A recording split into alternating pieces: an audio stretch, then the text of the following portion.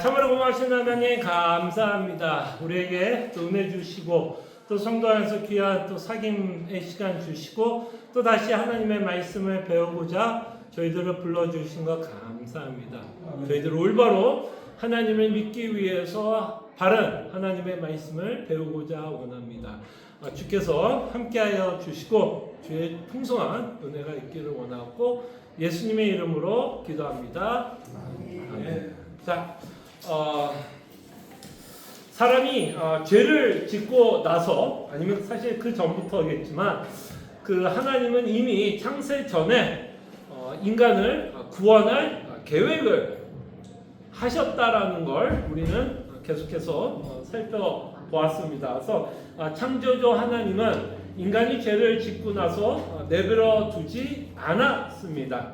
하나님과 우리 사이에는 큰 강 또는 바다가 놓여졌다라고 생각해 볼 수 있고 마치 하나님과 인간이 뭐예요? 견우와 직녀. 혹시 견우와 직녀 아시죠? 무슨 스토리인지. 7월 석 달 두문인가요? 7월 7일 날 비가 와서 그날 딱 하루 만나는 나라니 서로 사랑하는 사람이 그렇게 견우와 직녀는 1년에 한 번이라도 만날 수 있는 기회라도 있었지만 인간이 죄를 짓고 나서는 인간과 하나님의 관계는 완전히 그죠? 단절되었다라는 것을 우리는 이미 성경 공부를 통해서 말씀을 통해서 참 익히 살펴봤습니다. 이렇게 단절된 우리를 위해서 하나님이 이미 창세전에 계획을 하시고 이 단절된 관계를 회복하시려고 이미 하나님은 계획을 하고 계획대로 그 일을 이뤄가고 계시다라는 것이 성경 전체를 통해서 우리에게 말씀하고 있는 내용입니다. 자, 근데 오늘 여러분들과 또 하나 생각해 보고 싶은 건 이 단절된 하나님과 인간의 관계의 단절에서 이것을 이어주는 다리와 같은 그 역할을 하는 자를 이 땅에 보내줄 것을 하나님이 약속하십니다. 자, 이 단어가 어떤 단어일까요? 인간과 하나님과의 단절된 관계를 이어주는 다리, 교량과 역할을 한다 그래서 사용되고 있는 단어가 혹시 한 장이 어떤 단어인지 혹시 아실까요? 네, 중보자라고 하는 단어입니다. 중보자. 중보라는 단어는 사실 저희가 평상시에는 잘 쓰지 않는 단어죠. 중보. 근데 이제 영어로 하면 미레이러라는 거는 이제 법정 단어이기도 한데 이 미레이러가 어떤 의미인지 무슨 말인지 알겠죠? 서로 상한 사람들, 서로 문제가 있는 두 관계를 이어주는 역할을 하는 자를 우리는 이제 법정 용어로 미레이러이라고 하는 단어로 쓰고 그 일을 우리는 중보자라고 이야기를 합니다. 그래서 막혔던 담을 뚫어버리는 자의 역할로 중보자를 이 땅에 보내실 것을 말씀합니다. 자, 그럼 오늘 이제 본격적으로 들어가기 전에 하나님이 보내시는 중보자, 인간과 하나님의 관계가 단절되었기 때문에 이 단절된 관계를 회복하기 위해서 하나님이 보내주신 중보자의 자격은 어떤 자가 자격이 있게 될까요? 중보자가 가져야 될 자격이 있다면 어떤 자가 자격이 있게 될까요? 네? 그렇죠. 죄값을 해결. 자, 죄값을 해결하기 위해서 어떤 자격을 갖고 있는 자가 와야 될까요? 그렇죠. 죄가 없으셔야 되고요. 좋습니다. 죄가 없어야 되고 또 죄가 없으셔야 되고 전능하신 분. 그렇죠. 왜 전능해야 돼요? 그러니까 우리의 중보자 역할을 하기 위해서 그죠? 중보자가 이 땅에 오신다면 전능하신 분이 오신다라고 하는 표현 맞아요. 근데 왜 전능하신 분이 오셔야 되는지가 이제 중요한 거죠. 자, 그럼 이렇게 한번 물어볼게요. 중보자가 온다 그러면 뭐를 해결하기 위해서 오신 중보자예요? 가장 큰 거, 뭐를 해결하기 위해서? 죄를 해결하기 위해서. 그러니까 죄를 해결하기 위해서 오시는 분이라면 어떠한 자가 오셔야 이 죄를 해결할 수 있을까요? 인간. 네? 인간. 그쵸. 첫째는 인간이어야 합니다. 또 하나, 인간이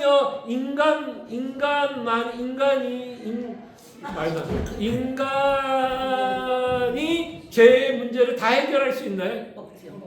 그쵸. 그렇기 때문에 또 중보자는 인간이기도 하지만 또한 하나님이셔야 합니다. 이게 두 가지 굉장히 중요한 겁니다. 그래서 중보자의 자격은 죄를 해결하기 위해서 이 땅에 오시는 분이라면 이 중보자는 인간이어야 하고 하나님이어야 합니다. 자, 그렇다면 질문. 왜 그렇다면 이제 이 중보자는 누구예요? 우리 누군지는 누구죠?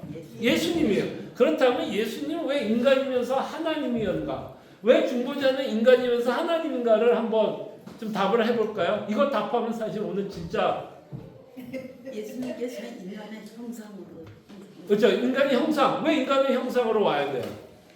그것은 인간이 얼마나 약하고 얼마나 비참한 것을 철저히 느끼셔야 했기 때문에 인간의 몸이 필요했고.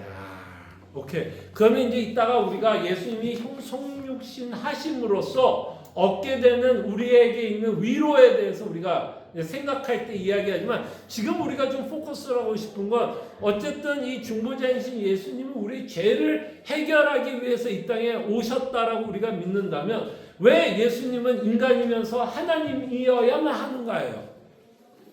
왜? 그때 왜 예수님은 그러니까 예수님 왜 인간으로 오셨죠? 인간으로 오신 이유가 있다면 뭘까요? 대표. 오케이. 누구 남편이 누군지 모르지만 자, 대표. 자, 근데 왜 그러면 대표하려고 하는데 인간이어야 돼요? 죄를 인간이 지었기 때문에. 그렇죠. 그게 제일 중요한 포인트야. 인간으로서 그렇죠. 해야 돼. 그러니까 예수님이 구원할 대상이 누구였냐가 중요하니까 지금 이제 대표라는 단어와 이제 대상이라고 하는 단어가 이제 나왔는데 그 대표와 대상이 누구였기 때문에 인간이었기 때문에. 그래서 제가 이제 가끔 이제 농담을 하는 거, 이건 진짜 농담으로 얘기합니다. 만약에 예수님이 소를 구원하기 위해서 왔다면 예수님 뭐로 오셨을까요? 소로 왔을 거예요. 소를 대표해서. 물론 그럴 일은 없습니다. 그만큼 예수님이 인간의 몸을 입고 이 땅에 오신 이유는 인간을 대표해서 인간을 구원하기 위해서 이 땅에 오셨습니다. 좋고요. 또 뭐가 있을까? 인간으로 오신 또 하나의 가장 큰 이유 중에 하나가 또 이것도 맞는데 또 하나 가장 큰 이유가 있어요. 우리의 죄를 대속해 주세요. 그거를 조금 더 풀어서 대속이라는 단어를 썼습니다. 예수님이 인간의 몸을 입고 오셔야 할 수 있는 게 뭘까요? 만약에 예수님이 영으로 이 땅에 오셨다 그러면 할 수 없는 게 있을까요? 없을까요? 할 수 없는 게 하나 있어요. 근데 그래서 인간으로 오셨어요. 만약에 영으로 왔다면 할 수 없었던 것 중에 하나가 뭐였을까요? 믿음은 이제 성령 하나님이 주실 수도 있고요. 지금 이제 뭐 단어가 하나 나왔어요? 육신의 고통을. 육신의 고통. 또 대속의 죽음. 대속인데 죽음. 그쵸. 죽기 위해서. 인간의 몸을 입었기 때문에 예수님이 뭐 할 수 있어요? 죽을 수. 영으로 왔다면 죽을 수가 없겠지만 예수님이 몸을 입고 있기 때문에 죽을 수 있는 뭔가를 갖고 이 땅에 오셨다라는 거예요. 그래서 어떤 신학자는요, 기독론을 딱 한 줄로 이야기하셨던 유명한 신학자가 있습니다. 딱 한 줄로 뭐라고 얘기했냐면 기독론, 예수님에 관한 기독론 딱 한 가지. 예수님이 왜 성육하셨냐? 라는 질문에 딱 하나로 대답해서 뭐라고 대답했을까요? 죽기 위해서 오셨다는 거예요. 죽기 위해서. 근데 죽으려면 뭐가 있어야 돼요? 몸이 있어야 돼요. 그러니까 우리를 대속한다는 말, 우리를 대신하여 죽기 위해서 그래서 죽어야 된다면 그는 몸을 입고 오셔야 한다는 것입니다. 그러니까 지금 말했던 인간에 대한 부분이 하나라도 조건이 맞지 않으면 그는 우리의 중보자가 될 수 있다 없다? 중보자가 될 수 없어. 이 모든 내용이 사실은 예수님이 우리의 중보자가 되는 자격이 됩니다. 인간에 관해서 그렇고, 자 그렇다면 이제 우리가 생각해 보고 싶은 건 왜 하나님이어야 돼요? 예수님이 또 뭐 인간으로만 오면 안 돼요? 왜 하나님이라는 것을 성경은 끊임없이 강조하고 있을까요? 하나님. 지금 아까 이우순 성도님이 약간 힌트를 줬던 단어가 있어요. 아까 뭐라고 그랬죠? 하나님이라고 했을 때 그가 갖고 있는 어떤 속성에 대해서 이야기를 했습니다. 전능하신. 이게 왜 중요할까요? 여러분, 하나님께 심판을 받는데 왜 굳이 예수님이 하나님이라고 하는, 또는 이 하나님의 어떤 가장 중요한 속성 중에 전능이라는 부분이 중요할까요? 그가 우리를 대속하기 위해서. 무궁하고 하나님의 공의에 합당하려면은 인간으로서는 도저히 할 수가 없기 때문에 그 공의를 채우기 위해서는 하나님의 아들 하나님으로서 오십니다. 오케이, 좋습니다. 율법을 온전하게 지키기 위해서 이제 그는 이제 죄가 없는 상태와도 연결이 또 하나 되고요. 또 하나 전능하신. 아까 이제 뭐였지? 대속이 갖고 있는 그 내재하고 있는 단어가 뭐였죠? 대속은 뭐 하는 거죠? 우리를 위해서 죽는 거 아니에요? 자, 그것과 함께 전능을 한번 좀 생각해 보면 어떻게 좀 연결이 될까요? 죽음은 뭐죠? 하나님의 뭐예요, 사실은? 진노, 심판이라면 사실은 예수님은 뭐를 하셔야 돼요? 죽는 거는 우리를 대신하여 형벌을 받는 거지만 사실은 그 죽음을 통해서 하나님이 뭘 하는 거죠? 저주와 심판을 내리고 있다면 이 예수님이 뭐를 하셔야 돼요? 그 저주와 심판을? 네? 부활도 부활이지만 그 전에 뭐를 해야 돼? 그 심판과 저주가 하늘에서 그냥 푹 쓸어 막 그냥 퍼붓고 있으면 그걸 어떻게 해야 돼요? 감당해야 되는 거예요. 감당. 근데 이거를 감당할 수 있는 분은 사실은 누구만이 그 심판을 견딜 수 있을까요? 감당. 오로지 예수님이지만 예수님이 누구이기 때문에 감당하는 하나님이기 때문에. 그래서 하나님의 그 뭐라 그럴까 저주와 심판을 감당하셔야 하기 때문에 이 저주와 심판은 누구만이 감당할 수 있을까요? 하나님만. 그래서 예수님은 이 땅에 오실 때 물론 하나님이시고 인간이었지만 이 하나님이고 인간이기 때문에 우리의 구원을 감당하시게 된다는 겁니다. 이 둘 중에 하나라도 어긋나게 되면 여러분과 저에게는 구원이 없어요. 그래서 오늘 이제 여러분들과 보려고 하는 대요리 문답은 사실은 뭐에 대한 내용이냐면 많은 경우가 교리가 정리가 되는 이유가 왜 정리가 되는지 알아요?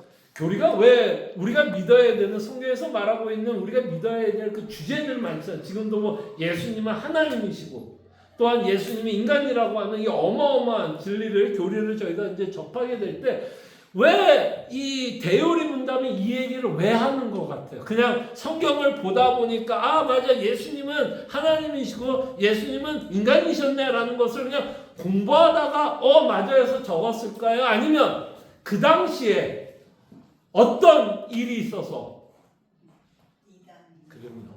이단이 있어서요. 참 재미나는 건요. 하나님이 참 이게 하나님이 어마어마한 합력할 선을 이루시는 것 같아요. 참 이단은요 언제나 교회를 혼란스럽게 해요, 안 해요? 엄청나게 혼란스럽게 합니다. 너무너무 교회를 힘들게 해요, 이단은. 그런데 그 이단들 때문에 어떤 일이 계속 벌어지는 줄 알아요? 우리가 마땅히 믿어야 할 내용이 더 강하고 더 강하게 정리가 되고 우리에게 더 큰 확신으로 우리가 무엇을 믿어야 할지를 정리하게 됩니다. 자, 그렇다면 이 오늘 대요리 문답에서 예수님이 하나님이었고 예수님이 인간이었던 이 당시에 이단이 있었다면 어떤 가르침들이 팽배했기 때문에 이 얘기를 꼭 정리하려고 했을까요? 누군가는 예수님은 뭐가 아니다라고 얘기하는 사람이 있었을까요? 어떤 자들은 예수님은 그저 뭐였다? 인간이었다라고 하는 사람들이 있을까요? 없었을까요? 있어요. 그리고 또한 지금도 있을까요? 없을까요? 여러분들 예수님을 그저 인간 또는 뭐 인간이라는 단어를 안 쓰더라도 하나의 피조물 이상 아니다라고 가르치는 이단이 있을까요? 없을까요? 있어요. 여러분 혹시 접해본 분들도 많을 겁니다. 어떤 자들이 이 예수님을 피조물 또는 인간의 최고, 그러니까 인간으로서 최고의 피조물은 예수님이라고 가르치는 이단자들이 가끔 여러분들을 방문할 때가 있을 겁니다. 여러분 집에 방문자들 혹시 누구 있어요? 보통 이단자 똑똑똑 한 3-4명 이렇게 우르르르 몰고 와서 이제 여러분하고 이제 대화하고 싶은 사람들을 만나야 되는데 뭐 여러 부류가 있겠지만 가장 대표적인 부류가 제칠 안식교 또 네, 여호와의 증인이에요. 여호와의 증인은 예수님은 뭐라 가르칠까요? 피조물 중에 최고의 피조물. 그러니까 이들은 예수님을 누구라고 얘기하나요? 절대로 하나님이라고 말하지 않습니다. 그렇기 때문에 여호와의 증인은 누구만 믿을까요? 이름이 갖고 있는 것처럼 누구만 믿을까요? 여호와만 믿어요. 예수님이 안 믿어요. 왜? 예수님이 그저 최고의 뭐였으니까? 피조물. 그러니까 그들에게는 예배의 대상이 아니에요. 예수님은. 그러니까 그 당시에 있었던 이단이나 지금이나 이단이나 비슷해요. 그러니까 사람들이 생각해낼 수 있는 오류들은 이미 역사상에 다 만들었다 안 만들었다. 사실은 역사상에 거의 다 만들어진 거고 그 이단의 이제 여러 가지 다른 좀 이렇게 포장해서 나오는 거지. 사실은 거의 우리가 접하고 있는 모든 이단자들은요 이미 역사 안에서 다 발견되고 또 교회 안에서 이런 문제들이 있을 때 어떤 식으로 믿어야 할지는 다 정리가 된 상태라고 생각해 보면 좋을 것 같아요. 그러나 그런 이단자들 덕분에 이런 대요리문답, 소요리문답 또는 그 당시에 있는 수많은 교리들이 정리가 됩니다. 그리고 그 당시에 천주교 이게 이제 종교개혁 당시에 써졌다면 그 덕분에 정리됐던 가장 큰 게 뭐예요? 그 종교개혁 덕분에 가장 뭐라 할까 집대성된 교리가 있다면 하나의 교리만 뽑는다면 뭘까요? 예, 이신칭의. 천주교 덕분에 우리가 어떻게 예수님 때문에 의롭다함을 받았다라는 것이 그 종교개혁만큼 정말 가장 뚜렷하게 정리되었던 때가 없죠. 그 덕분에 우리가 정말 예수를 믿고 의롭다함을 받았다는 의미가 어떤 의미인지를 우리는 정말 그들 덕분에 정말 깨닫게 되고 복음이 주는 참된 위로와 기쁨을 여전히 지금 맛보며 살아가게 됩니다. 그래서 여러분 혹시 천국에 가면요 이런 책들 쓴 사람 만나게 되면 그래서 고맙다고 좀 얘기하면 좋을 것 같아요. 물론 누가 했어요? 하나님이 하셨죠. 오늘도 얘기했죠. 하나님 하시죠. 그렇지만 우리가 여러분 바울 만나면 야 하나님이 했는데 네가 뭘 했어? 이럴 사람 있어요? 그런 사람 있어? 아니면 야 참 바울 만나면 여러분 바울에게 뭐라고 얘기하고 싶을 것 같아요? 야 하나님도 아닌데 네가 무슨 영광 이럴 사람 있어요? 아니면 참 수고했다 너무 고맙다 그렇게 감옥에 가면서까지 끊임없이 복음을 전하기 위해서 서신서를 쓴 거에 대한 감사함이 있을까요? 없을까요? 그래서 우리가 이름은 누군지는 다는 모르지만 정말 교회 역사 안에서 정말 교회를 세우고 유지 보존하기 위해서 참 하나님의 수많은 사람들을 사용해서 예? 교회를 유지 보존했고 우리는 이제 천국 가면 이제 그런 사람들을 이제 한 명, 2명 이제 만나야 될 겁니다. 저는 천국 가면 가장 만나고 싶은 성경의 인물은 정말 사도 바울일 것 같아요. 저는 진짜 사도 바울은 물론 이제 예수님이 이제 첫 번째겠죠. 당연히 예수님이 첫 번째지만 예수님을 제외하고는 사도 바울이 저는 성경을 봤을 때도 가장 뭐라 그럴까요?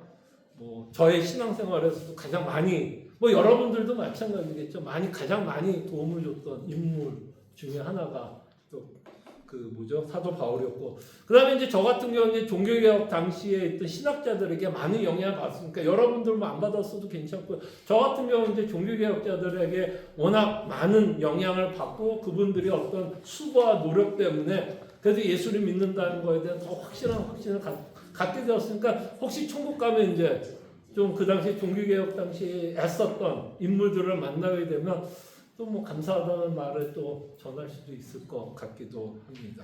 자 어쨌든 자 그럼 뭐 중요하지 않고요. 자 그러면 이제 질문 36을 들어갈게요. 자 은혜 언약의 중보자는 누구이신가? 그래서 은혜 언약. 그래서 하나님과 인간 안에 단절되었던 그 단절된 것을 누구를 통해서 이어지게 되었느냐. 그래서 은혜 언약에 대해서 은혜 언약의 중보자는 누구십니까? 우리 쉽게 그냥 예수님이라고 얘기하지만 이 답은 예수님이 중보자가 되기 위해 자격에 대해서 기록하고 있습니다. 자격. 이게 중요해요. 자격. 예. 그래서 은혜 언약의 유일한 중보자는 주 예수 그리스도이십니다. 네, 이게 중요한 게 아니라 그 다음 말이 사실은 더 중요한 거예요. 그 자격. 그분은 하나님의 영원한 아들로서 성부와 본질이 동일하시고 동등하시며 때가 참에 사람이 되셨습니다.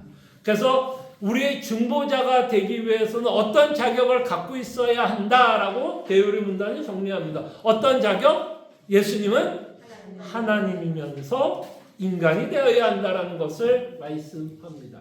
자, 그리하여 두 개의 온전하고 구별된 신성과 인성을 지니신 채, 야, 이건 미스터리입니다. 이거는 정말 이 신학하면서 이걸 참 설명하려고 애를 썼습니다. 인성과 신성이 함께 공존하는데 서로 섞이지는 않는데, 혼합되지는 않는데요. 아, 이건 뭐 말로 표현하기도 너무너무 힘들지만, 어쨌든 예수님의 정체성에 대해서 그래야 두 개의 온전하고 구별된 신성과 인성을 지니신 채 하나의 인격으로서 구별은 되는데 또 하나래요. 아, 이게 또 무슨 말이야? 하나인 또 구별. 이거 참 말이 어려워요. 저도 어렵습니다. 하나의 인격으로서 영원토록 하나님과 사람으로 계시면 지금은 또 하나님이 사람으로 계시대요. 그러니까 이게 참 이게 신비해요. 여러분 생각해봐. 그러면 어느 순간에는 예수님이 사람이 아니었을 때가 있었다 없었다. 사람이 아니었을 때가 있었다 없었다. 하나님 옆편에 앉아 계셨을 때 이 땅에 오시기 전에는 하나님으로 계셨어요. 그렇죠. 영으로. 근데 지금은 또 사람으로. 한번 고민해 보십시오. 참 어렵습니다. 어쨌든 자, 하나님의 인격으로서 영원토록 하나님과 사람으로 계시며 또한 계속해서 그러할 것입니다. 그래서 지금 예수님은 어떤 상태로 천국에 계세요? 천국에 어떤 상태로? 사람의 형태로 천국에 계시다라고 기록하고 있습니다. 자, 질문 37. 어떻게 그리스도가 하나님의 아들이면서 사람이 되셨는가? 이제 사람으로 되셨다고 한다면 어떻게 가능하게 되나? 대답. 하나님의 아들이신 그리스도는 참된 몸과 이성적인 영혼을 취하심으로써 사람이 되셨습니다. 근데 사람이 된 것보다 사람으로 어떻게 됐냐가 더 중요해요. 사람이 된 게 중요한 게 아니라 어떻게 해서 사람이 되었냐는 그 과정이 중요합니다. 그럴 때 그 과정은 그분은 성령의 권능. 이게 참 중요해요. 동령녀 마리아에게서 태중에 잉태되셨고 그녀의 본질을 이어받아 태어났으나 더 중요한 말은 뭘까요? 죄가 없었다는.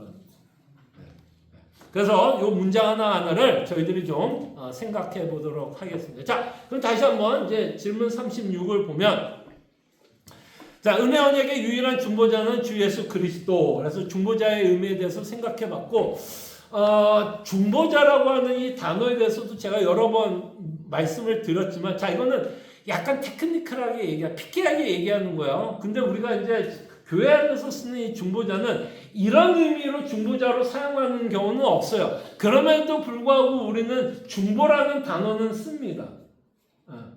자, 성경에서 말하는 중보자는, 유일한 중보자는 예수님이에요. 근데 가끔 가다가 우리가 중보라는 단어가 쓸 때가 있어요, 없어요? 있어요, 없어요?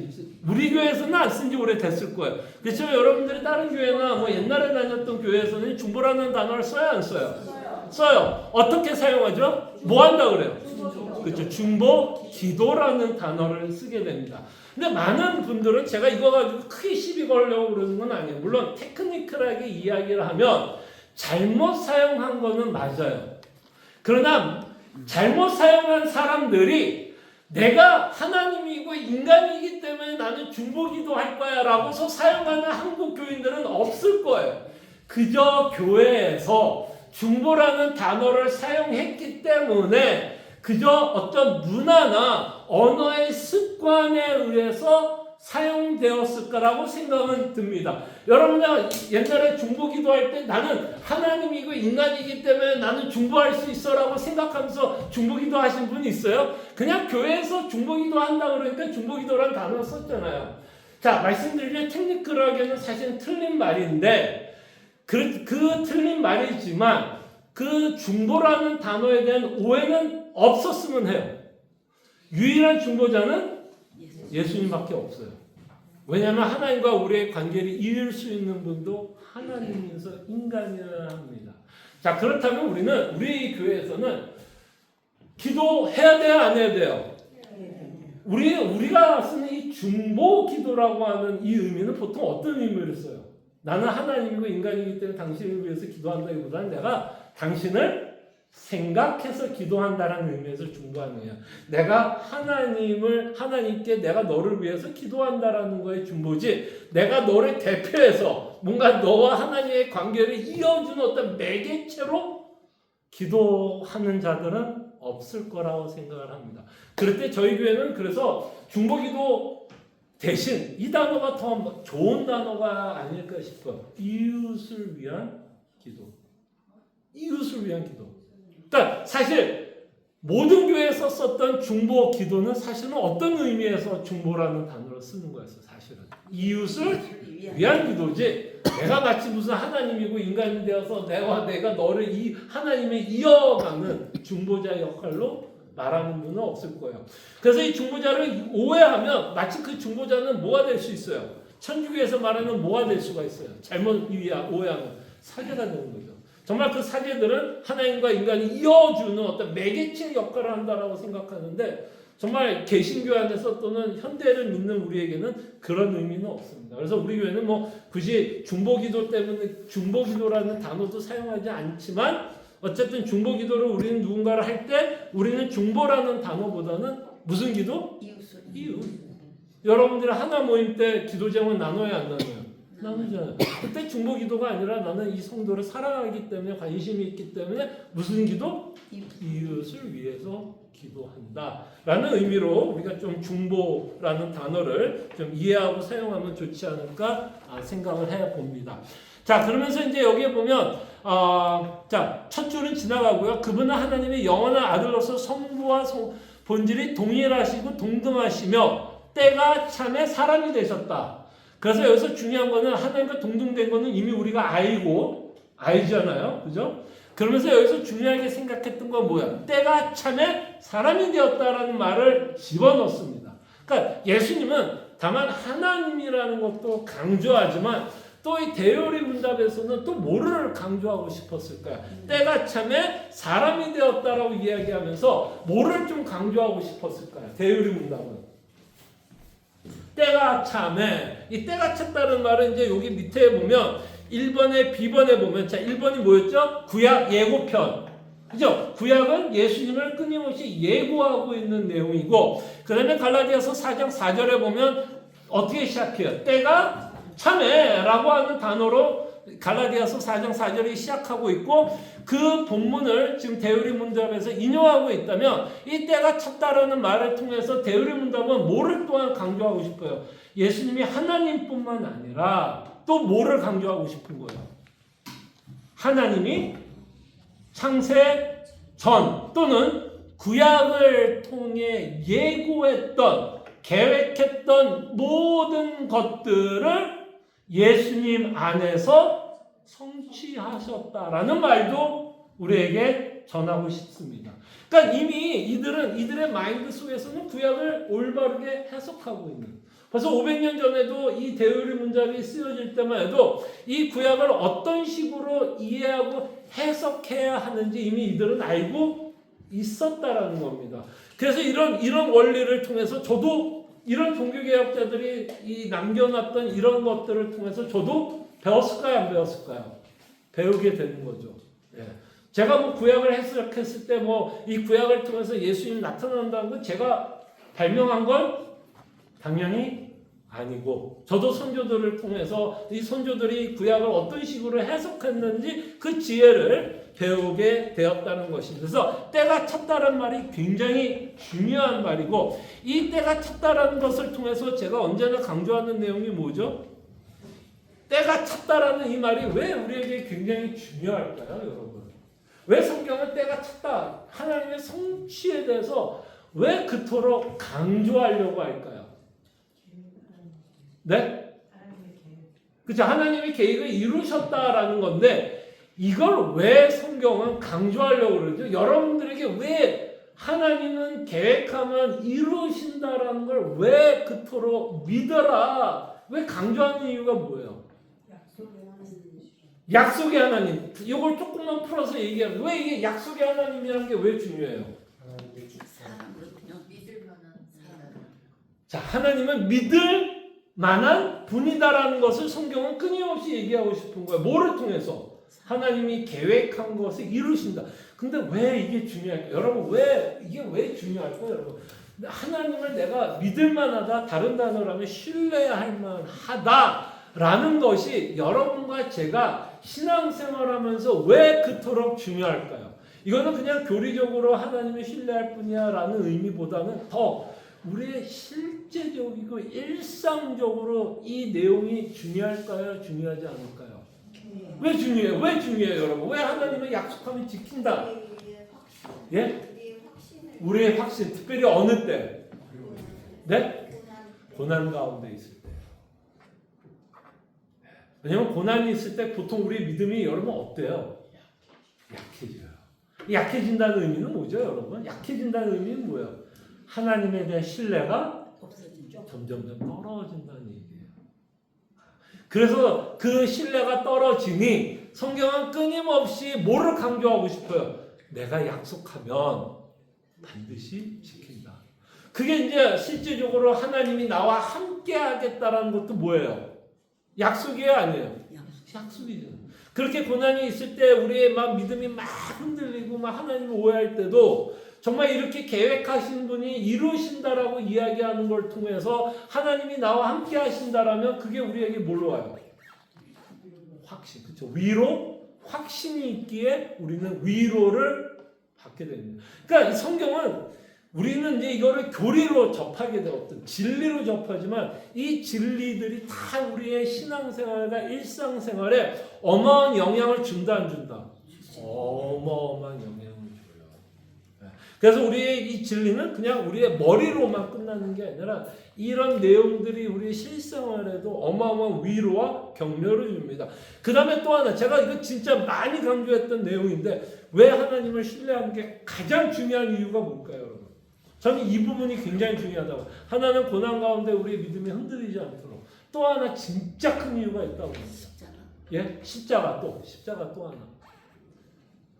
자, 중요한 거. 자, 하나님이 약속하고 있는 것 중에 아직 이루어지지 않는 한 부분이 있어요. 목사님 이상하다. 예수님이 오셨다 그러면 다 이루어진 거 아니에요? 네, 예수님이 오시면서 성취된 게 있는데 하나님 편에서 보면 완전히 성취가 된 거예요. 근데 누구 편에서 보면 뭔가 성취가 안 된 것 같은 생각 들지 않아요? 누구 편에 쓰면 아직 성취가 안 된 것 같아요. 그렇죠. 내 관점으로 보면 여전히 성취가 안 된 부분이 있다 없다? 있어요. 그게 뭘까요? 마지막으로 내 인생에서 마지막으로 성취되어야 하는 것 중에 하나가 뭘까요? 그렇죠. 천국에 들어가는 거예요. 그렇죠. 그거는 여전히 우리의 관점에서는 천국에 들어갔어요, 못 들어갔어요? 못 들어. 우리는 아직은 기다리고 있어요. 그래서 하나님이 약속한 것은 반드시 지킨다라는 게 얼마나 중요하냐면 결국 여러분들과 제가 천국이라는 곳에 대한 확신과 천국에 들어간다는 확신은 내가 가서 봤기 때문에 생기는 게 아니에요. 그죠? 우리가 가서 내 눈으로 봤기 때문에 생기는 확신이 아니라 이 확신은 어떻게 생기는 확신이에요? 이것을 약속하고 있는 자의 속성 때문에 갖게 되는 확신입니다. 무슨 말인지 알겠죠? 이분은 아까 말한 것처럼 전능하신 하나님이시고 이분은 약속하면 지키시는 분이라는 것을 내가 믿고 신뢰하고 있다면 비록 나는 아직 가지 못했고 보지는 못했어도 그분에 대한 신뢰 때문에 나에게는 뭐가 있어요? 확신이 있게 되고 그 확신이 어떤 열매를 맺게 해요? 소망을 낳게 합니다. 그래서 성경은 이 교리를 굉장히 중요하게 얘기하는 거예요. 그저 하나님은 전능하시다, 뭐 하나님은 성실하시다, 이 팩트가 중요한 게 아니라 이 팩트가 여러분 실생활에 어마어마한 위로와 격려를 준다라는 거예요. 그러니까 우리가 여기까지 가야 돼요. 팩트에서 끝나는 게 아니라 이 팩트를 통해서 우리는 위로를 받아야 돼요. 이 위로를 못 받으면 정말 안타깝게 돼요. 이 위로를 못 받는 자들이 보통 교회를 떠나서 무슨 얘기하는지 알아요? 교회를 떠나는 성도 있어요, 없어요? 그런 사람들이 보통 떠나서 하는 말이 뭔지 알아? 아, 나 그거 다 배워봤는데 뭐라 그럴까요? 별거 없더라. 왜요? 진리는 배웠어요.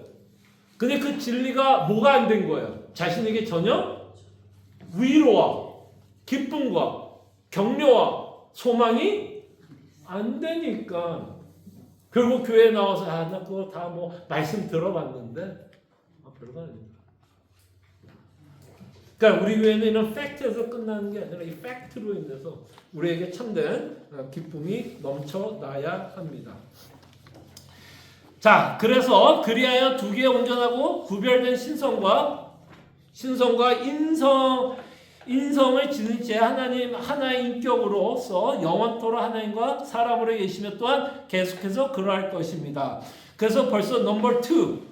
자, 핸드아웃 2에 보면 왜 하나님이며 참 사람이셔야 하는가? 이 부분은 이미 우리가 아까 살펴봤죠. 하나님이어야 되는 이유는 하나님의 진노를 견뎌야 하기 때문에라고 말씀을 드렸고, 그 다음에 땅이 예수님이 인간이 되었던 이유는 아까 말한 것처럼 우리를 대표하기 위해서, 우리를 대신 심판받기 위해서, 그러기 위해서는 인간의 몸을 입고 오셨어야 된 것, 참 사람이어야 했던 이유. 죄는 인간이 지었으므로 그 형벌 역시 누가 받아야 돼요?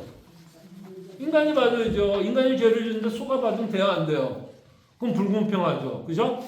죄는 인간이 지었으면 그 형벌 역시 인간이 받아야 합니다. 그래서 히브리서에 보면 그 구약에 있던 제사가 우리를 구원할 수 있어요, 없어요? 소와 양 제사했어요, 안 했어요? 그럼에도 불구하고 그 효력이 있어요, 없어요? 효력이 없어요. 양과 소가 무슨 죄가 있어서 우리를 위해서 죽습니까? 우리를 대표할 수가 있어요, 없어요? 소양은 할 수 없습니다. 죄는 인간이 지었으므로 그 형벌 역시 인간이 받아야 마땅합니다. 또한 육신을 지니셨기에 줄이시고 필요하였으며 내가 목마르다 외치셨고 나사렛 무덤 앞에서 눈물을 흘리시며 심령의 슬픔을 그대로 느끼셨다. 요게 이제 여러분들이 가장 아까 답을 많이 했던 부분인 것 같아요. 그래서 3번으로 이어지는데 이처럼 우리와 똑같은 인간의 몸과 영혼을 가지셔야만 연약한 우리의 삶의 모든 아픔과 고통을 친히 체열하시고 깊이 동정해 주실 수 있기 때문입니다. 자, 이 내용이 3번, B번, 1번에 가시면 히브리서 4장 15절 보이세요? 맨 밑에. 보이세요? 보이시죠? 이건 뭐 여러분들에게도 많이 소개한 구절이니까. 자, 우리에게 있는 대제사장은 우리의 연약함을 동정하지 못하실 이가 아니요. 모든 일에 우리가 똑같이 시험을 받으신 이유로되 죄는 없으시니라. 그래서 이 짧은 문장을 통해서 예수님은 우리가 경험할 수 있는 모든 아픔을 이 땅에서 경험하셨다라는 것입니다. 자, 이 내용이 왜 여러분들 중요할까요, 여러분? 자, 이 4장 15절을 통해서 우리를 똑같이 시험을 받으셨다라고 얘기하고 우리를 동정하실 수 있다라고 표현을 하는데, 여러분 신앙생활하면서 예수님이 우리를 동정할 수 있고 체험하실 수 있고 동정해 줄 수 있다는 이 말이 왜 여러분들과 저의 신앙생활에 중요할까요? 이 얘기는 아까도 많이 하셨잖아요. 아까 얘기했던 내용이 뭐냐면 육신을 지셨기 때문에 피로하셨고 졸리셨고 우리가 이 땅에 느끼는 그 희노애락을 다 느끼셨다라고 여러분들이 예수님이 사람으로 오셨기 때문에 그것을 느끼셨고 몸소 느끼신 거예요. 몸소 느끼셨다라고 말씀하셨고 눈물을 흘리셨다라고 이야기를 하는데 이게 왜 중요할까요, 여러분? 이걸 왜 성경은 이토록 중요하게 말을 하는 걸까요? 어떤 효과를 주는 걸까요? 예수님이 우리 나를 동정해 주신다라는 말. 일단 무슨 말인 것 같아? 동정해 주신다. 이해해 주신다? 자, 기도하겠습니다. 공감이라는 단어가 너무 쉽게 나왔는데 저는 이 공감이라는 단어가 너무너무 중요하다 봅니다.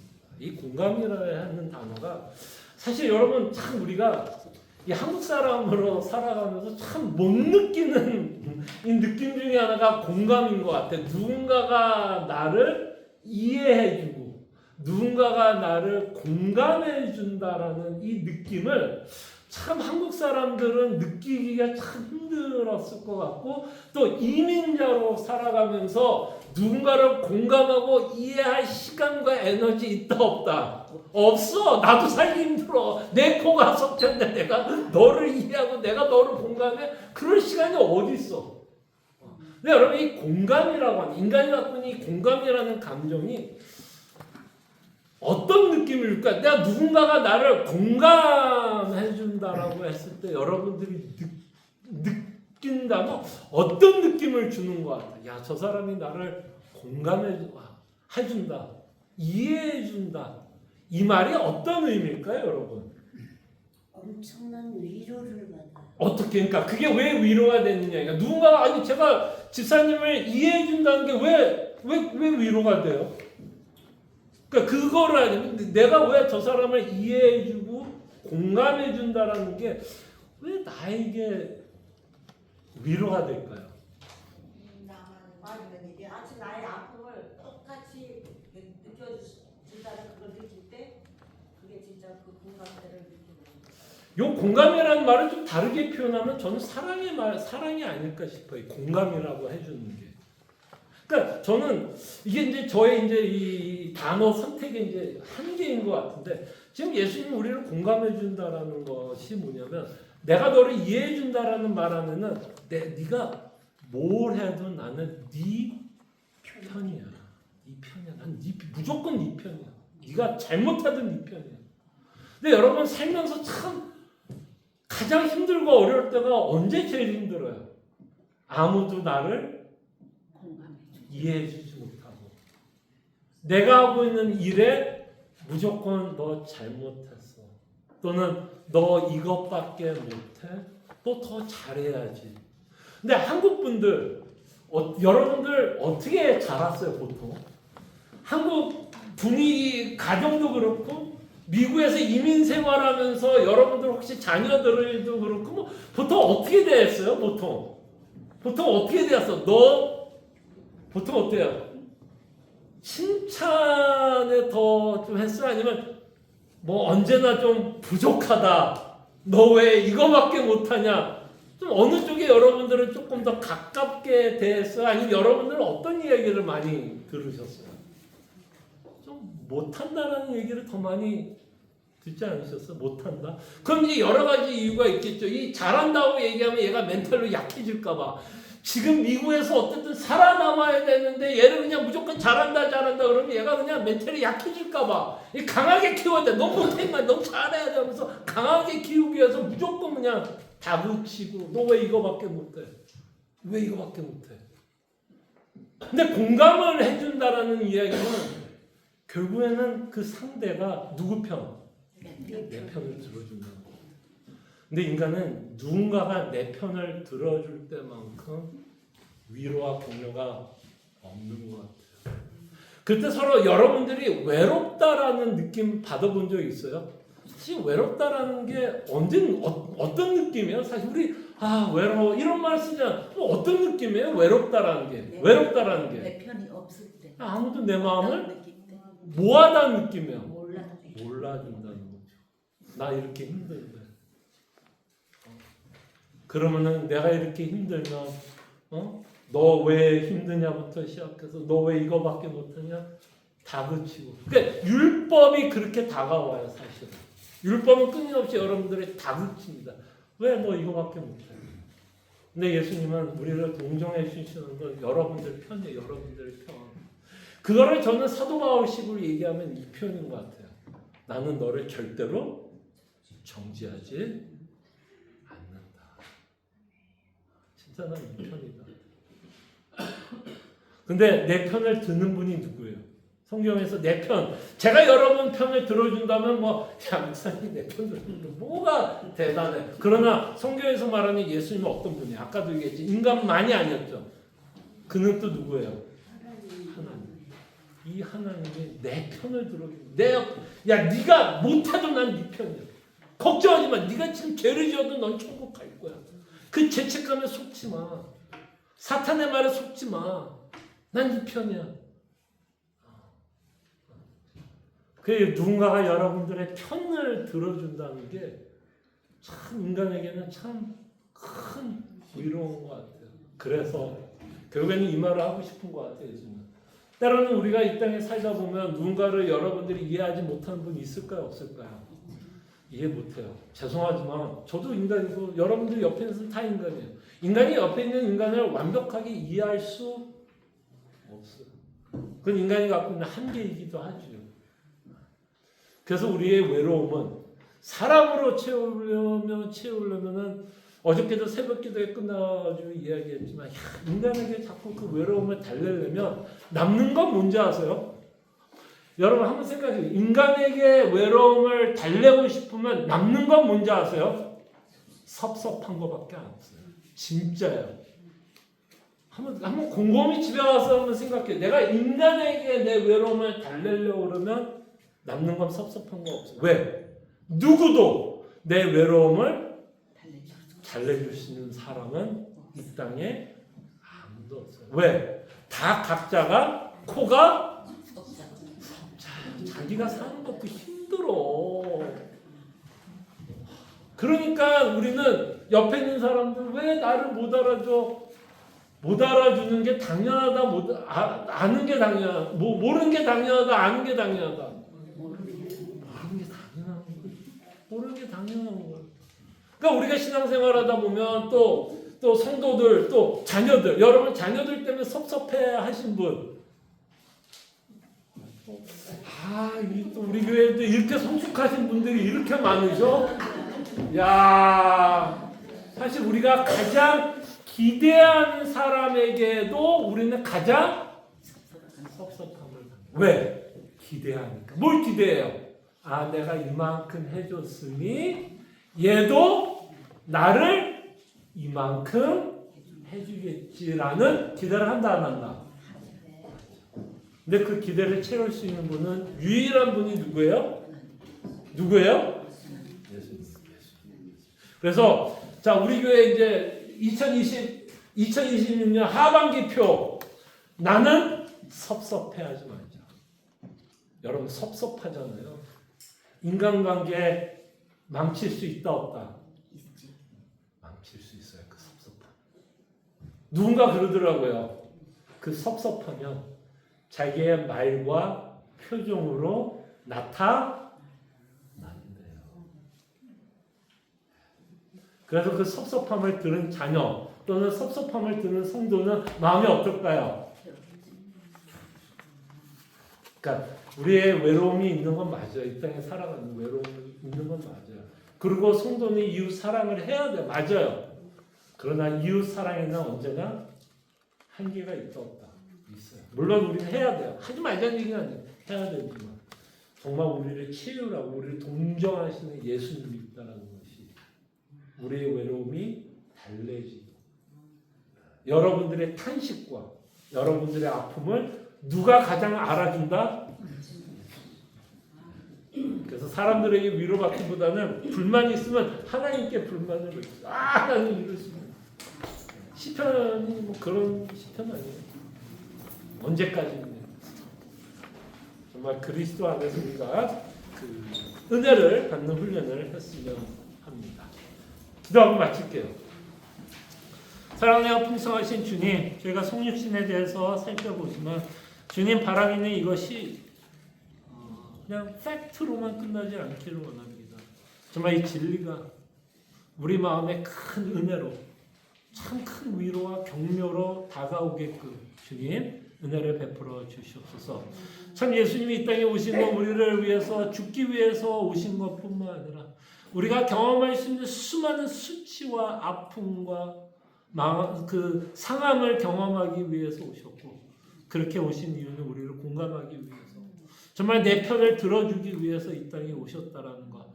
전능하신 하나님이 여전히 내 편에 들고 있는 것 때문에 때로는 이 땅에 우리가 외로움도 느낄 수 있고 인간관계에서 섭섭함을 느낄 수 있지만 그리스도께서 내 편이 되시며 그리스도께서 내 외로움을 채워주실 유일한 분인 것을 우리가 알기에 끊임없이 그리스도께서 주시는 은혜 가운데 이겨낼 수 있도록 주님 은혜를 베풀어 주시옵소서.